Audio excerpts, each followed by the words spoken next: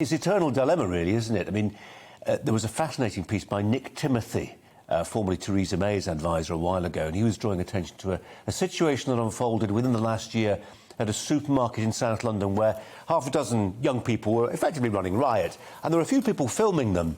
Nobody had a go, and he said, actually, it's easy to blame those bystanders who didn't intervene, but in a world where you don't know who's carrying a knife, is it worth the candle?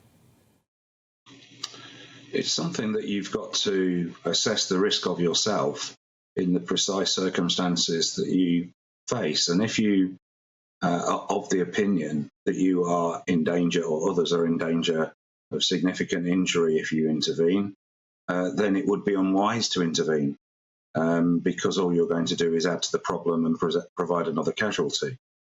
But I can't tell you whether in any particular set of circumstances, any situation, it would be good to intervene or it wouldn't be good to intervene, because some days in some sets of precise circumstances it would be one thing, and in some days with different circumstances it would be the other.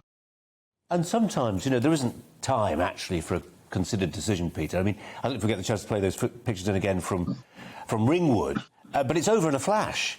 I mean, even if, perhaps as a bystander, if you'd seen this, you were driving by in your car on your way to work and you saw this happen, you don't really know what's going on. I mean, you're going to hopefully get out of your car and help the 83-year-old man who's just hit the deck and is clearly in some distress. You may think twice about whether you can catch up with the lad on his bike.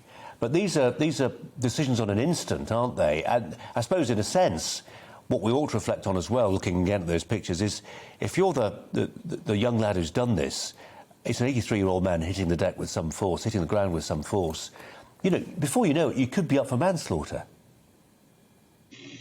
You could, but equally, if perchance with goodwill, the injuries are minor, bruises and such like, then you could end up with someone being prosecuted for common assault.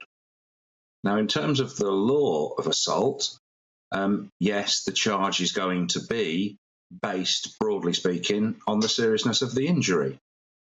But, and it's a big but, sentencing policy for lesser actual injuries could and should be considered in the light of what might have happened if there was an intent to cause a more serious injury.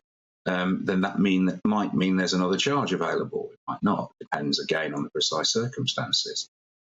But that should be an aggravating factor against the relatively low sentence for a minor crime because the injuries were low level. But that was by luck, not judgment, and therefore the act needs to be punished greater than is merited by the actual injury. So it needs to be built in as far more of an aggravating factor for a more minor charge. Can I come back to what this head teacher had to say, which was actually much more low level? It was more like that old policy of broken windows in New York, which was famous, exactly. Much talked of for a while. This idea that, you don't get so far as deciding whether you need to intervene because you've seen an 83-year-old man pushed to the ground and maybe seriously injured. You intervene when you see a 13-year-old drop some litter or something pretty, or spray something on a wall. That's the moment you say something and do something, because in introducing a sense of collective responsibility and even collective parenting into civil society, you stop these problems before they become bigger. Well, that is the hope, and that is what large parts of the police service and other parts of the criminal justice system are set up to do.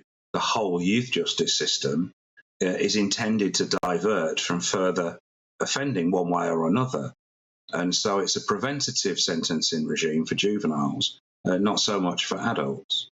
But whether it's a deterrent or whether there's some effective treatment or training or whatever it might be that's needed, it doesn't really matter if it reduces offending by them and others in the future.